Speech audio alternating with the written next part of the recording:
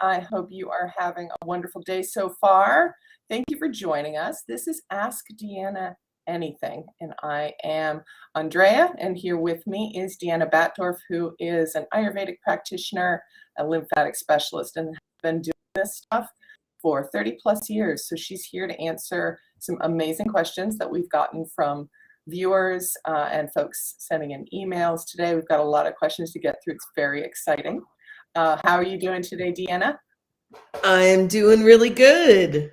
I'm going to try to keep it short and sweet and concise so that we can get to the amount of questions we have. I am so excited that everyone is joining in and asking good questions. So I think we're going to be covering a fair amount of terrain today.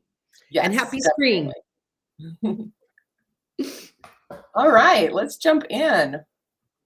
So the first question we have is a poignant one. The viewer says, my question for DeAnna is, how does it make sense that a person who was in an abusive relationship for many years now has no desire to do physical things like before? For example, no longer wants to snowboard or boogie board for the fun of it. She'd just rather not, almost as if she's afraid of having fun. So what are your thoughts on that?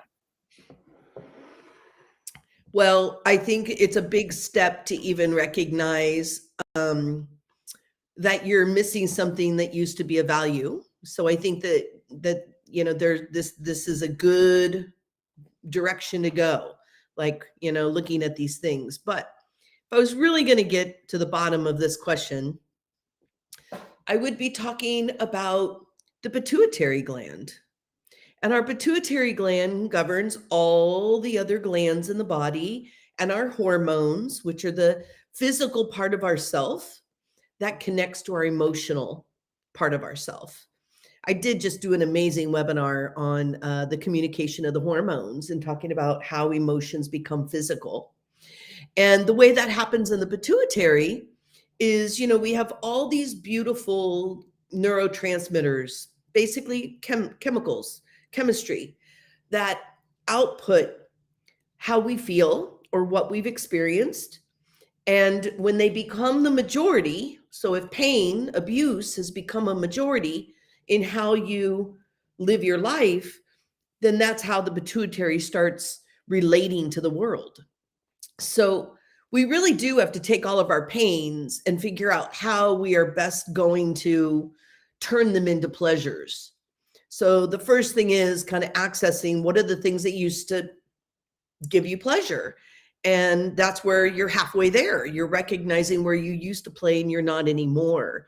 So this is one of those situations, and I do not use this this phrase lightly or often, but this is one of those times when you want to maybe fake it until you make it. You're like, no, I'm going to get out there. I'm scheduling the boogie board. You know, I'm scheduling those things I loved. And you just kind of make yourself do them. It's kind of like when I start feeling bad about my body, you know, which happens to me a lot. That's when I'm like, you know what? I could sit here and beat myself up all day and this thing pains me, but I have to put on some music and get my body moving and dance. And I have to be willing to turn it around. So this is one of those situations where I would say that's a great idea of just like, no, just do it. Who cares if you want to or not? Once you get out on the water, it's gonna feel good. And as soon as you get to that, like feel good, another feel good, oh, I'm gonna do another feel good. Pretty soon, you start responding in your pituitary to your hypothalamus switchboard, and those two working together with your 12 cranial nerves behind your eyes, you will start making your majority more about pleasure again. And it's a great way, exercise, to unwind abuse patterns, because when we've been abused, whether it was verbal or physical, and there's so many forms of it, it gets under our skin. Literally, things get under our skin. And we have to be willing to like gua sha it out or salt scrub it out or boogie board it out, you know, bike it out, dance it out, laugh it out. but you do sometimes have to kind of force those things. People have a hard time doing exercise. It's the same thing. I always use the example. It's like when I stop taking my walk in the morning, I have to put my tennis shoes back by the toilet because that's the first thing I do in the morning. And then I'm like, gotta pee. And all of a sudden I'm like, oh, there's tennis shoes there. I need to put them on and get my butt outside. And then it just becomes natural again. And you start making it part of your flow of pleasure versus your flow of pain. So this is one of those times when I'm going to be like, it's going to feel really good when you just get out there. So you might have to force yourself to go back to some things that you really loved, because it's really easy to get stuck in pain body and get stuck in abuse in pain body. And you also want to be like, no, you have the right to your life.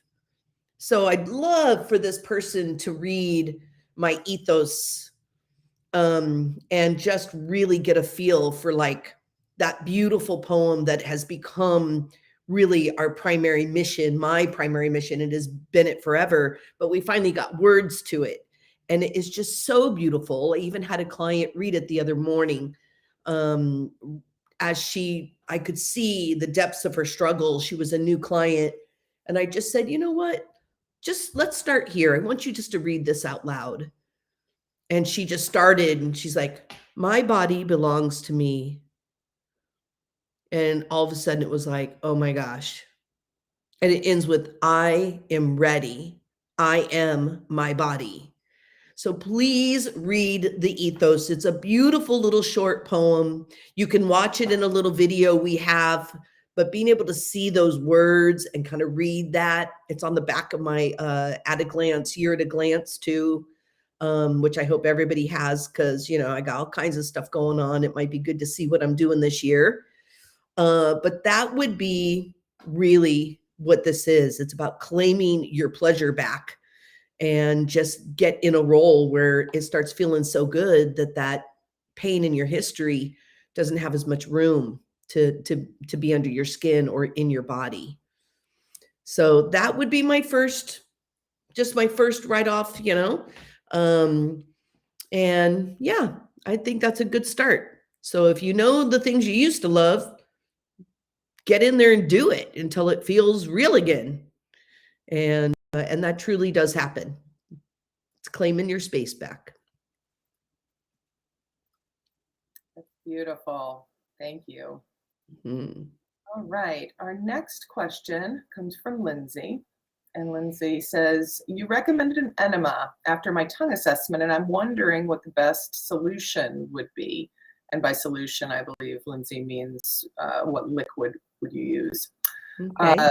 Lindsay asks, I've never done an enema, and after doing a little research, I see there are a few options: coffee, herbs, Epsom salts, just plain water. So can you talk a little bit about that? Okay. Well, my first thing is, and I'll ask you maybe, Andrea, but I'm hoping on like our YouTube page, I have my little Enema 101 video is up there. And if not, we should make it happen, because I think everyone should have access to just how do you do an enema and step-by-step instructions. And I have written instructions too that we could easily get to you. Andrea can send you the step-by-steps. Because, the first thing about an enema is just like acclimating and being like, how do I actually do this? We always have the biggest fear is, I'm going to poop all over the place. So let's just say it, you know what I mean? Because you probably won't. I think I've maybe have like a group of 5, times that's actually been the truth for somebody. And usually there were, complications accordingly. So we do know how to hold it. And the point of that is the solution, the recipe, like what liquid do you use? There are so many options. And first off, when I teach to do enemas, it's a 3-cup holding enema. So you're like soaking your pan and you're just really making sure you massage kind of the opposite direction. So you go counterclockwise from, kind of your pubis bone down below, all the way over to the top of your diaphragm, all the way down. And you're just really working that water solution down over to 7 o'clock. And that's where our cecum is, our ileocecal valve is there too. And that's where a lot of stuff gets stuck between the small intestine and the colon. And so you're just massaging, and that's why you lay on your right side and you're just soaking that. And then you start massaging it over the other way. And the main thing people do is they're like, oh, I got to release. And then it's kind of like, now, wait a minute, you might be able to breathe through that. Just because there's that feeling of release, you could probably like take a deep breath and just kind of relax, and just take another deep breath.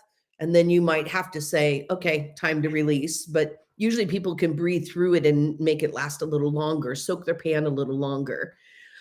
The solution itself, on my instructions, I always let's talk about the one that's tridoshic, great for anybody.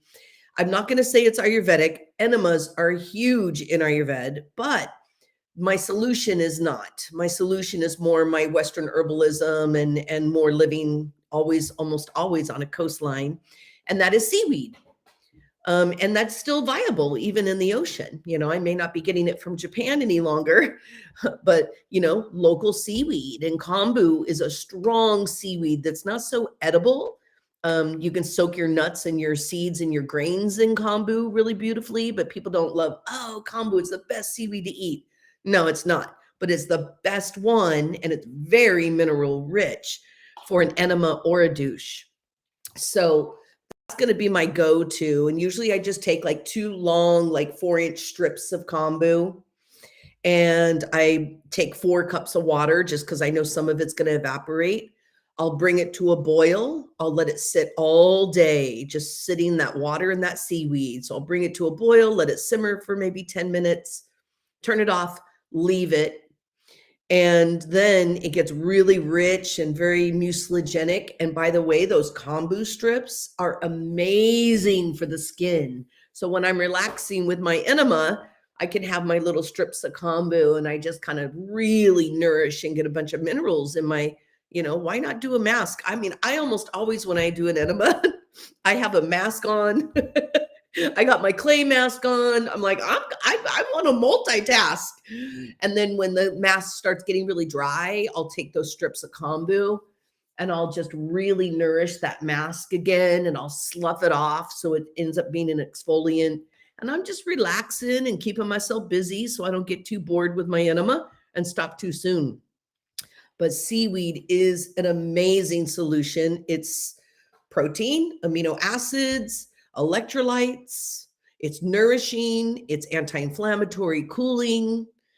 And it's got all that protein and amino acids and all that nourishment to like soak your pan and slough everything off the side of your intestines and move it through really smooth and gentle and easy. I am not the biggest fan of coffee enemas. So I tell people you're going to need to learn about them. And I love things like Gerson therapy. So I know and believe in, people who are promoting that. I think it's tricky business. I think it's a stimulant and it's hard on the adrenals. So I just don't, and I've done quite a few of them in my past just so that I know what I'm talking about, and I tried, a whole series of them, even with the green coffee. I just can't get over the fact that it's a stimulant and I feel it in my nervous system, and my adrenals get a little like, and here I am like, I'm already uncomfortable with an enema. Now I'm like all jacked up. And it just isn't a great combo to me. It is a great bitter, so I get it. And I get the use of bitters, but I'd rather maybe somebody use some aloe vera. So you could do like a cup of aloe vera juice or aloe gel, and you could, do like 2 cups of seaweed or even just water, and you could do a cup of aloe. And you're going to have a lot of the same bitter qualities. You can also add things like, I'm going to give you I'm trying to think of an easy one in the yard or something. Like you can do a rosemary tea as a bitter. You can do mint, makes for amazing. And what is bitter? It's going to collect inflammation and pull it out of you. But those are going to be more more intense enemas. If you don't do something that's going to be nourishing in there, you can also do marshmallow. You can do marshmallow and it makes just the most beautiful smooth move. So if you run dry, you're doing enemas because you run dry. You need those nutritives. You need the seaweed, the marshmallow. Let me think of another one. Nutmeg is very relaxing to intestines that are like super tight and anxious. So you could also do that sedative. Okay. Or licorice, another nutritive that's great for enemas. If you are more doing enemas because of inflammation or acidic waste that needs to get out of your body, like pitta, then you want the aloe, you want the mint, you want to think about lemon balm. And we're back to the seaweed. It's good for everybody. And if you're really bulked up and have a lot of mucus that you're trying to move out of your body, which is more kapha, you're going to want a little bit more cleansing. And that cleansing is where most people are using the coffee because it's just going to strip everything out of you. But I'm just not a quick, kind of strip somebody out kind of person. I'm a little bit more like, hey, don't expect too much too soon and like just kind of time release. And that coffee needs more of the rosemary or marjoram. These are simple things that are in your yard, but a lot of these you could consider an essential oil too.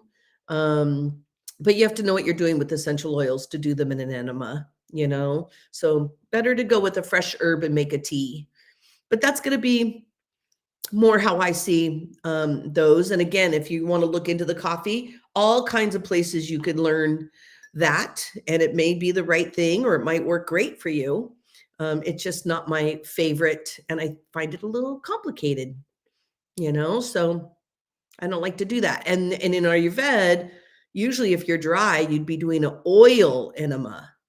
Now, oil enemas are great in theory. I'm all about maybe a 1 ounce oil implant, which means you get a little you get a syringe, no needle. So just get clear there. But you get a syringe from the, like Rite Aid or, some kind of pharmacy. That's what I'm trying to say. And you put 1 ounce of sesame oil. And after the enema, if you run dry and you get ungrounded easy, vata, then you would just do an implant of that 1 ounce and maybe do some inversion poses, just soak in that oil, and you'll absorb most of it if you let yourself rest. And if you're, like normal after enemas, you're pooping for a couple hours, and maybe again in the morning. So you need a little time to do these also, time and a little bit of privacy, I think, is extremely important with an enema. Doesn't matter how many years I've been doing them, I still want everybody out of my house. I want some privacy for that. So I like implants, but a whole 3 cups of oil, I'm sorry, but my clients get mad at me. So I stopped suggesting them. I'm just going to be honest, because they're like, I'm farting oil. I've got oil all over my linens. Like I've got oil all over my underwear. Like they're messy. And so I just try to make things a little bit easier. And that's when I started looking into my love of seaweed and would it act as just as much of a nutritive, but not be as oily. And that's exactly what I found. So that's my favorite. Yeah. Excellent. Yes, and there's going to be a link to the Enema 101 video that we have on YouTube. I'm going to have that link in the description. So yeah, that information is definitely up there for everyone. Our next question came from a viewer on Instagram. The viewer asks, what essential oils do you recommend for the 3rd trimester of pregnancy? Interesting question. Where do I start and how do I keep this short? Well, first off, I am not a fan of essential oils in pregnancy. I can tell you which ones, I will tell you which ones, but I do want to let you know, as a clinical aromatherapist, and essential oils are like my babies, but I know when to use them and when not to. So I just feel like there has to be an issue going on where an essential oil is needed. Otherwise, you should just let yourself be in your pregnancy, and it might be smarter to go with, simple things. I don't love tinctures in pregnancy either. Just simple teas, or like eating all kinds of, fresh herbaceous herbs on your food, I think is a great way to get the minerals needed in third trimester. So I would sort of need a situation for me to actually say, hey, you need an essential oil. Otherwise, I'd be avoiding it. It's kind of like going to a birth. The best birth I ever go to is the one where I never need to use any of my medicine. Like if I don't open up my toolbox, we are doing awesome, because, you want your body and your baby to do what they need to do. So with that said, somebody will say to me, clients will say to me, yeah, but come on, what can I do here? So let me give you a few examples of like third trimester and when would I use an oil. Grapefruit, orange and grapefruit. You could do some blood orange, but not mandarin, not tangerine. Few too many chemicals in there in the aldehyde groups. But blood orange, sweet orange, and grapefruit. It could be pink or white grapefruit. Pink is a little warmer, white's a little cooler. But these are things that I would put in a salt scrub, because one of the big things that happens in third trimester, and especially right at the end of it when labor is near, is edema. So swelling of the ankles, getting edema in the knees or even in the hands, big deal. And I do help a lot of women not get edema by watching their table salt, because what happens is you got this big old baby and it's getting ready to come out, and you are just like, oh my gosh, when is this going to happen? And I've got this load in front of me, and you just don't want to eat, you don't want to cook, but you're hungry. And so it ends up being like, let's just get something from the restaurant. Let's just grab this or that. And you get a bunch of table salt from anything that you open in a can, a bag, or eating out. The moment you're going into even the simplest form of processed food in our health food stores, if you look at the label, it might say sea salt if you're lucky, but sea salt is not an electrolyte.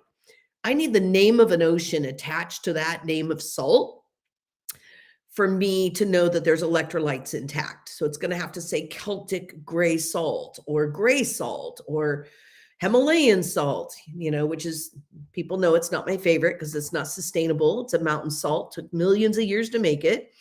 But when I'm going to buy something packaged, that might be the right way for me to get it. I'm just kind of bummed we're using so much of it.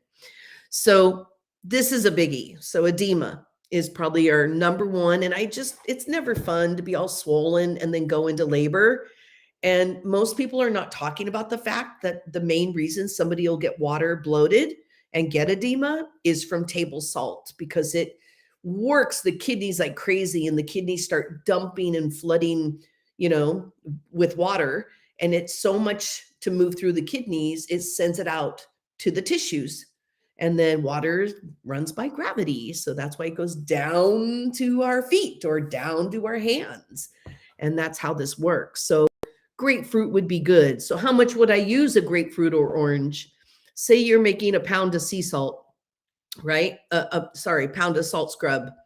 There you could use sea salt, cheap, 80 cents a pound, sometimes even 40. You're not eating it. So it's fine to be making a salt scrub with that stuff. And it's cheap. Add some good, organic sunflower, because it's just so simple, or whatever oil you want to use. Make a paste. And you add maybe like 12 drops of grapefruit. And there's usually about 3 scrubs in a pound, so you're still getting a low amount, but at least you're going to have some smell. And grapefruit and orange are super important in labor because things smell, and the mama is super heightened in their smell. And there's something about grapefruit, and they're actually called the oils of comfort. But there's something about that just always kind of like lightens the load a little. It just opens up the space a bit, and you get a little breather, so that would be one. I have had where somebody's uterus is not tonified well and they're a little worried about miscarriage.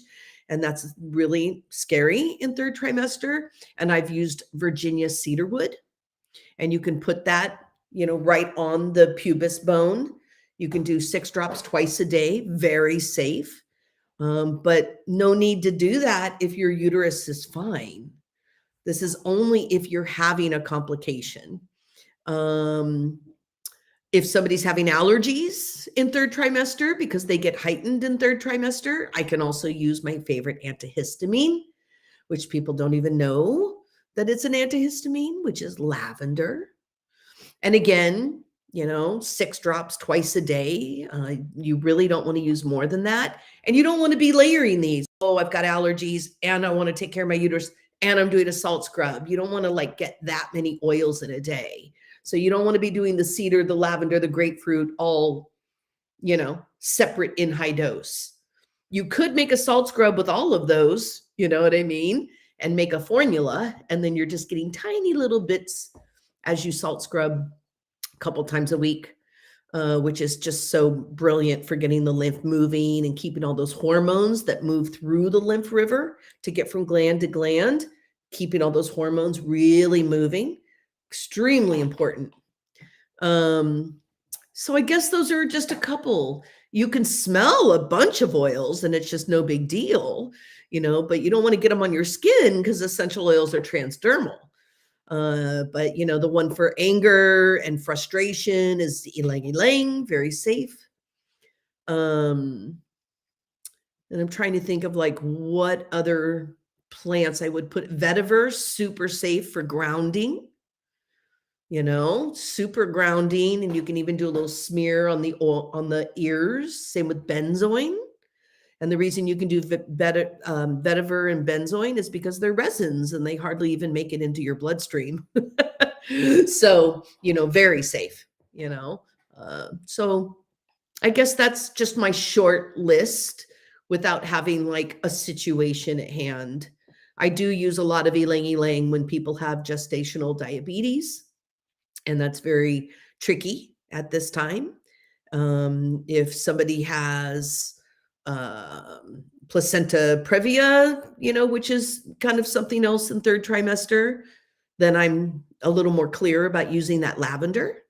It's liver specific, hepatic. So those are some of the things, but I need a situation. And then I'd be able to really dial in, what's safe and why are we using it. Essential oils need a job, and they're always going to be safer for a baby when those oils have a job to do in that mama's body. And so that's just another way to look at this conversation. Yeah, I like this question. I'm going to plug myself and Terry Simmons, which is the midwife who taught me everything I know. We teach birth alchemy coming up in, I think we set it for July and August. I need to get those dates up. I need to get those dates to Andrea so she can help me get them up on the website. But you should know that it's 7 Saturday mornings in a row. Yeah, same timeline as I teach my body mapping. So be looking for that. And you can look up the whole entire course under my body education on the DeAnna Essentials website. And you can just see what is Terry and I teaching in the form of birth alchemy. And that is a brilliant class. So yeah, I look forward to that. It's coming up quite soon. That is an amazing class. Terry and you are such a good team. So that'll be great coming around again. So we've got folks watching. I just want to let you know Madeline is here. Madeline says Madeline on you. Oh. Yeah. So our next question is kind of related. We got another question from Alicia asking what herbs and teas and spices should I avoid during the third trimester of pregnancy? Okay, teas and spices. Okay. So most spices in the dosage, and I'll mention a few, But most spices in the dosage that we eat them in food, in a meal, is really not going to affect somebody, especially in third trimester. I might have a little bit of a larger list because I'm somewhat conservative in what I like to do in first trimester, because you're building a brand new baby. And so there's a few things I would consider there a little bit more. But in third trimester, I mean, you've already been eating spices, and there's not that much to avoid. The one I would avoid would be sage. But again, how much sage are you going to eat? Think about how little bit of sage goes such a long way in a recipe. So, I would be watching sage for sure. I would maybe be watching thyme, but I'm so hesitant to say don't eat those because, again, dosage is low if just in a meal. But if you're craving those, or you're eating those every single meal, or you're putting them in with the juicing, or you're making like a strong tea, yeah, you don't want thyme or sage in that way. So those would be the two that I would be avoiding. I'm trying to think of another one.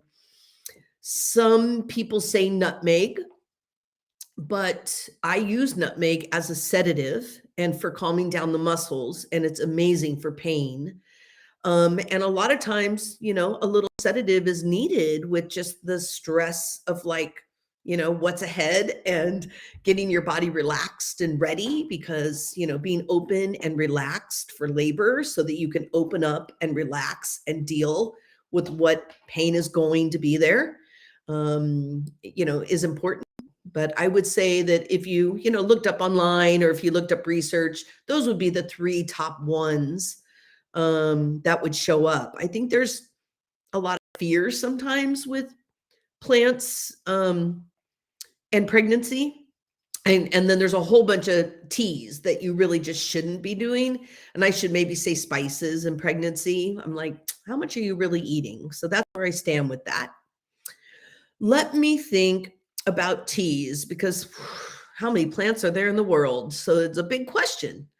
I'm gonna go simple on what plants or what tea bags and things like that do you get.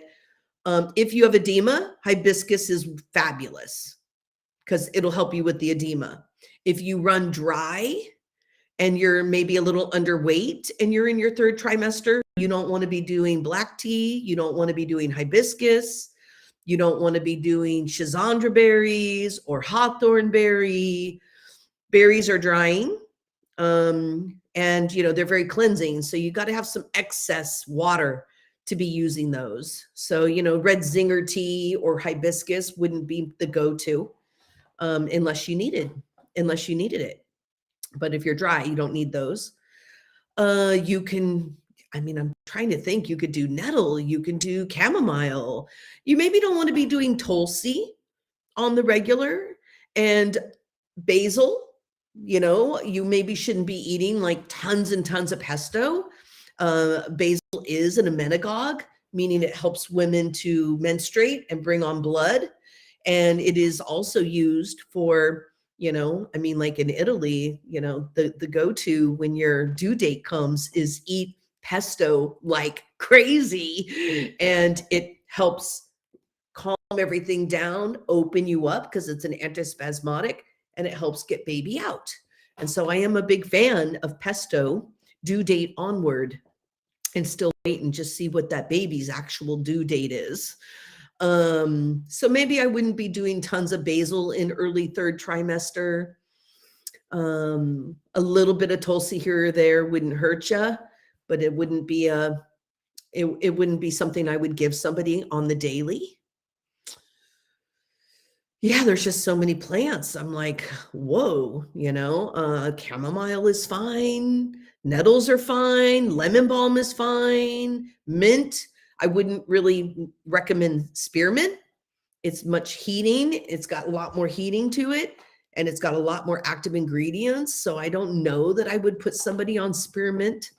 But a little bit here or there, again, is not going to be such a big deal. So those are some of the things I think. Yeah. I'm trying to think of the biggies. I mean, you know, I wouldn't be having someone do poke root. I wouldn't be having someone do yellow dock. I wouldn't be having them do all those kind of dry astringent berries. But there's a whole lot of plants in the world. So, I mean, I guess I'll just kind of go there unless this person is live here and wants to ask about a few plants specifically, and then I can give some answers to them. Great. Well, the next question is related to some of the content about Colinamoc that we've been posting. That was great. Colinamoc. We've been talking a little bit about that this month, and someone on Facebook asked, would Colinamoc salt be appropriate for dogs? Oh, that's so cute. Okay, so I can tell you, and I love animal care. I read all kinds of pulses and have all kinds of remedies for cows and guinea pigs and my chickens and my bunny that I'm staring at right now that's running across my floor. Literally, my bunny is running across the floor. She free ranges and she kind of runs the joint. So I'm into it. So one thing I can tell you is most all animals do really well with the salt lick. Okay. And we know salt licks are you can buy them for bunnies all the time because they can't live without electrolytes. Their hearts don't work. Their kidney and heart will fail. So they really do need a salt lick, and they know how much salt they need, which is the same thing I teach with salt is like, if you are craving it, you just got to get the right stuff to go in your mouth and not the bad stuff to go in your mouth. You know, you want unprocessed salt, eat it as you need it. And that's why we crave salt so much. We need electrolytes. Our animals do too. So I noticed not only does my bunny do well with the salt lick, but my dog and my cats and our the goats up the street, you know, and I have a couple horses not far from here either that I visit, and they have these huge sulfur salt rocks at the feed store, which they just put, and they just let the cows and the horses and the goats and the sheep, they just lick that up like crazy. And it's a sulfur salt, which is exactly what Colinamoc is, black sulfur salt. So what I've noticed, because I love making those Colinamoc cashews, but I'll give one to my dog and I'll see, you know, like, does she want to eat it or not? And like last month I made them and she was like ferocious for more. She was like begging like crazy and she could smell them on the counter. And I'll just keep giving her, you know, a little bit of Colinamoc, and you can like sprinkle it on their food and they won't eat it if they don't need it. But it is totally safe for animals. All salts are necessary for animals. And the only difference between like a gray salt, you know, or a Colinamoc is the amount of sulfur that's in it. So Colinamoc is a sulfur salt, and you can't make that salt without a sulfur spring. And that's what makes it so special, but it is more cleansing. So you want to think about, like, does your, you know, dog need a little bit of a cleanse, you know, especially dogs that have a hard time pooping, because Colinamoc is really gentle purgative. You know, you might eat too many of those Colinamoc cashews and you're like, ooh, okay, I'm definitely going to the bathroom more today, but it is clearing you out. That's not a negative. It's not going to give you blowout diarrhea or dehydrate you completely. It's just cleaning you out. And that's the beautiful thing about it. And it'll clean out your dog too. So, you know, if your dog has loose stool, may not need Colinamoc. But if it has kind of dry, compacted stool, you know, or is really finicky about their food, it also enkindles the stomach fire. So it might make them a little bit more like, I'll eat anything, you know, because usually stomach fire is low when an animal is picky about their food. They just lose their appetite just like humans. And they're just like, I don't want that, you know? So Colinamoc is good at revving the stomach, clearing the bowels, and it does it as a salt electrolyte, which makes it brilliant. So I could have just said the answer is yes. But I like the conversation of just like, what is it even doing? And if your animal doesn't want to eat it, they probably don't need it. Yeah. That is fascinating. I would love for you to do a class on understanding the elemental nature of animals and our Oh my companions. gosh, that would be so fun. Why have I not done that? You talk about pulses on animals in clinical, but yeah, you haven't gotten there yet. Well, my clinical just started. In fact, we come back together tomorrow. We just had our Yeah. first weekend, and one of my students brought their dog because I'm pretty, animal friendly, and it was a sweet old lady, or maybe it was an old man. It was an old man. It was an old man dog, and so I was like, and my dog, as friendly as she is, she's a little like, I don't know if I want you touching me. So she's not a super friendly dog for checking pulse, but I was like, and I have somebody taking my class who actually trains dogs for the blind. Oh, wow. And I was kind of like, you need to know how to read a dog pulse. We just started learning pulse, and we got a friendly little dog who loves to be touched. And I Wow. taught. So that was, and we just got started, but I was like, here's an opportunity. So I actually taught all my students how and where to read a dog pulse, because it's, not the wrist, it's the back of the hind leg, above the hind leg. That is fascinating. I've gone over and taken care of those horses at that rehab center down there. Oh my gosh, that's been so much fun. They love to be gua sha'd. Oh, I bet. Horses, oh, they love the gua sha. All those 'Cause it muscles. pulls all that hair out, and you get into their like muscles, and they're just like so happy. Mm. So, okay, I'll do it. I don't know when, but I'll do it. No. Just planting a little seed there. Okay, so our next question comes from Loretta. Loretta says, I wake up with very dry eyes. It feels like they're full of sand and rocks. I've been doing a drop of castor oil at night, but some mornings I am still waking up with this feeling. My eyes sometimes twitch through the day, and this started happening when I got a desk job and I work with a computer a lot. The eye doctor said my eyes look dry. He checked and said I could use reading glasses, but my vision is very close to 20/20. What else could I do to help my eyes?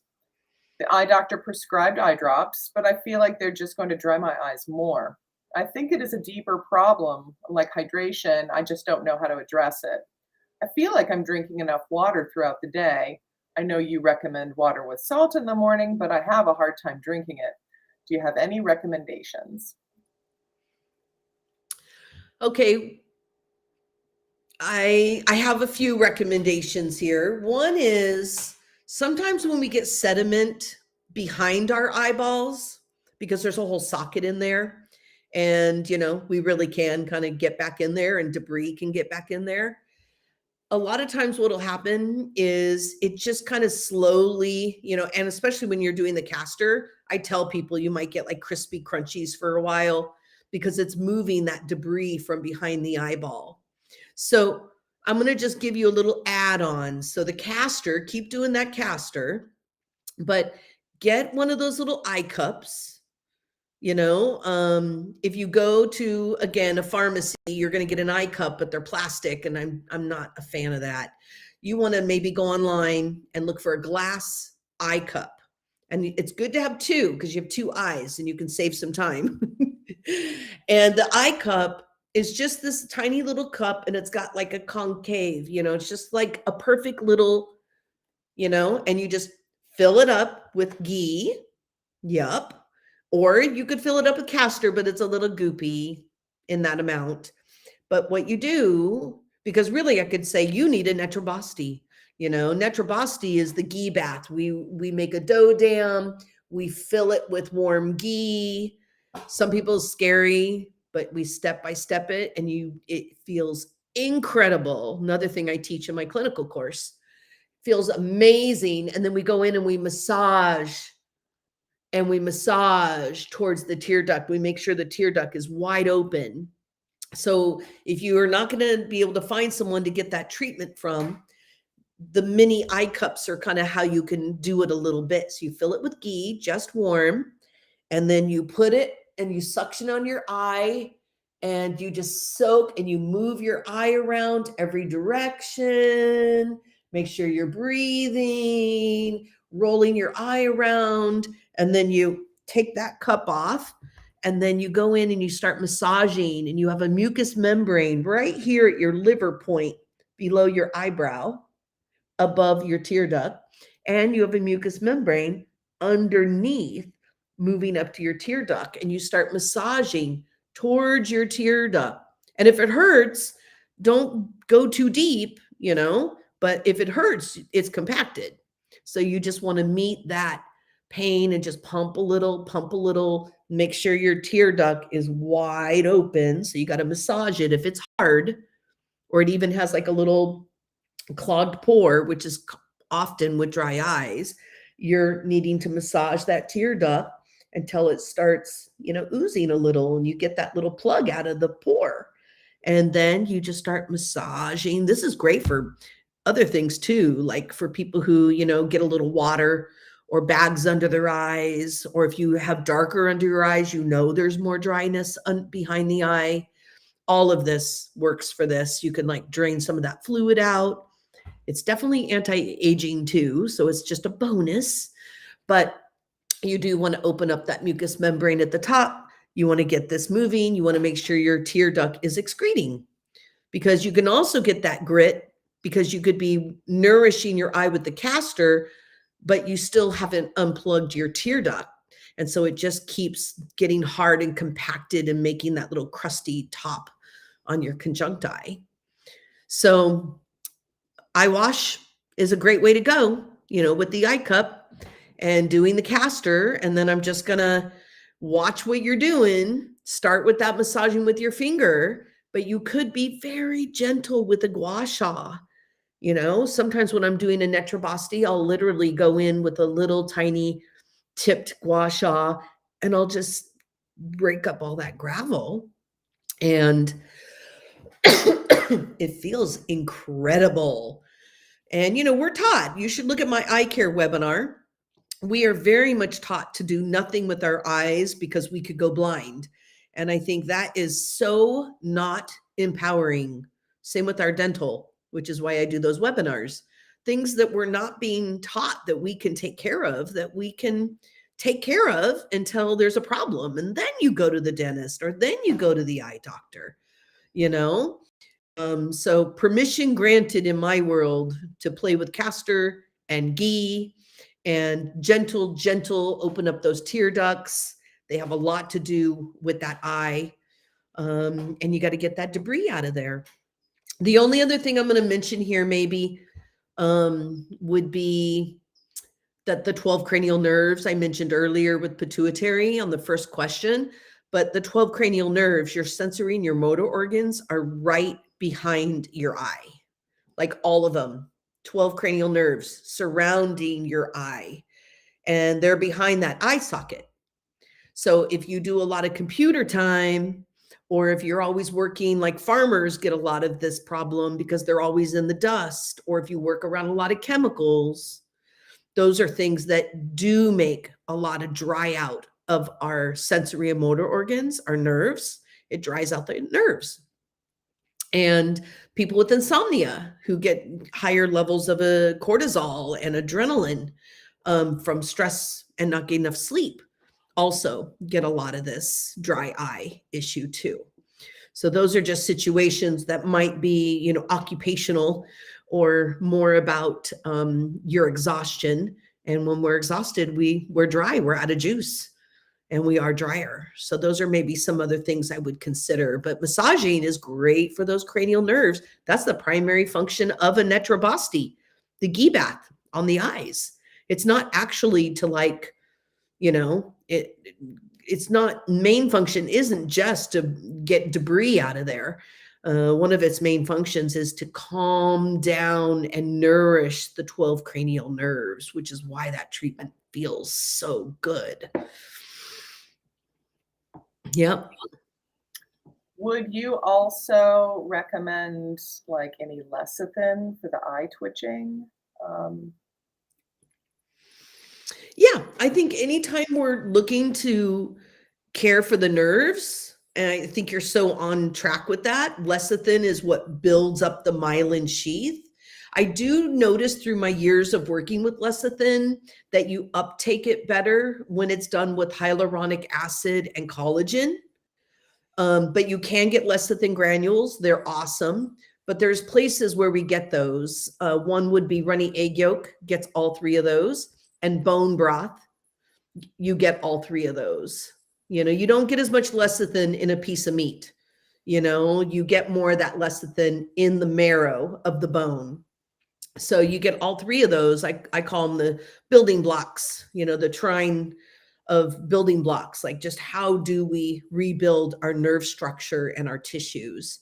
And that would be where I would go with that. But you can certainly get lecithin granules. And I don't know if people know this, but lecithin, when you get those little granules, they're an emulsifier. Like a lot of chefs use them to cream a dressing. Like sometimes when you get a nice little oil and vinegar, but it's creamed, it's because they added a little bit of lecithin in there and then zipped it through a blender or a hand emulsifier, and it just creams things up. So it also is really great, you know, to add into things like that. It's the same thing that an egg yolk does, actually. Right. And that's where we have that lecithin. That's excellent. Well, we have gotten through that time so quickly today. And it's good to hear that the clinical program is going well. Yeah. It's exciting that you're going to be going to Portugal. You know it. Class. So can you just give us a couple words about what we could look forward to with that?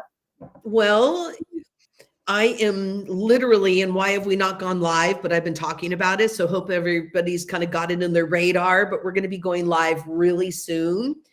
I have put on hold my beautiful, I'm literally today meeting with the village. So let's cross our fingers that this is, I can't give you a guarantee right this second, but probably by tonight I can. But yeah, I found a village that is for rent. And it has I know, it's really pretty amazing. Old stone buildings up on top of a hill looking down over this amazing river. It's in northern Portugal, outside of Braga, very well-known area above Porto. And let's hope it all goes as planned. I don't want to say too much because what happens if something just isn't a perfect fit? I'm right at the crux.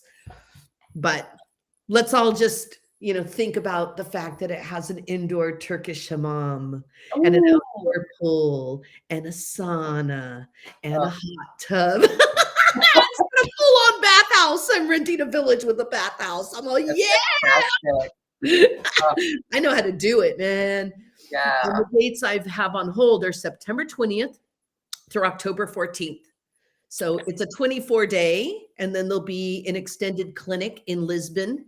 We are connected with a women's shelter for abused women that are in hiding, and we're going to go and take care of them. So we're going to learn Ayurveda. We're going to take care of ourselves while we're learning Ayurveda. So it's a learning retreat. And we get to experience Portugal while we're learning and retreating. And then we're going to go, if anybody wants to extend their time, and I will be running a clinic in Lisbon. So you can spend some time in that beautiful, beautiful city that is so precious. And so that is pretty much what's going on. Yeah. People can come for 30 days and do the clinic, or you can just come for the 24 days and do the course. Depends on what you can make happen in your life. So it'll be structured that way. But yeah, I am so excited. That is definitely a special event. Don't you want to come, Andrea? Oh, I wish I could. Come on. I'll make you a really good deal. The kids could not be on board with me being gone that long. Oh, but yeah, if anybody wants to just keep those dates and really think about, what is it to learn in such a sacred natural environment. And I love that about my classes here too, just the fact that I'm in my gorgeous backyard with like these vintage old mother redwoods and my gorgeous yurt, and it's just really working. I'm very, very happy with it. Oh, that's wonderful. That's wonderful. So yes, do stay tuned to our website and our Instagram and Facebook feeds to get more details about that unforgettable adventure in Portugal. And please do subscribe to us on YouTube if you like what you see. We come here every other Thursday to answer your questions. You can submit them on our website. You can submit them on Facebook. I plucked some questions that were comments on posts. So yeah, if you've got a question, it's probably going to be something that other people want to know too. So do speak up and let us know what you want to know more about. But thank you so much for being here today. And if you're watching the replay, thank you so much for being with us. And we look forward to seeing you soon. Can I just real quick run off the most exciting little recipe that I know we did put up on social media platforms, but I made the most beautiful deviled eggs. Oh yeah. And I'm just gonna real quick. I just want to it's so spring and my chickens are laying eggs and they're making me so happy. And what I did is I boiled eggs, but the yolks were still runny, right? So I boiled my egg. It's like a 6-minute egg. Okay. You'll still have a nice little gooey bit. And then I cut them in half. I take that yolk and I took hummus that I had made. And hummus has got the tahini and it's got the garbanzo bean and the lemon. And I use that instead of like an oil or mayonnaise. So my hummus was my cream. And then I added a little bit of pesto that I had made, a cilantro pesto I made. And then I took kraut. I take sauerkraut and I mince it up and I put it in there with a little bit of the kraut juice, which people always forget to use. And I made the most amazing deviled eggs. So try hummus in your deviled eggs. It is so incredibly good. I had a friend over and she was just like, this is insanely good. It was really fun. Yeah, so just giving a little excitement. And one of the things I'm going to be doing in April in content is I'm looking at there are so many ways to use kraut and pickles. And I am so creative. And I was like, wait a minute, I don't know people using their kraut like this. So I'm going to do a whole little thing on all the ways you can use kraut and kraut juice. Perfect. So stay tuned. Woo-hoo! Really nice to be with everyone.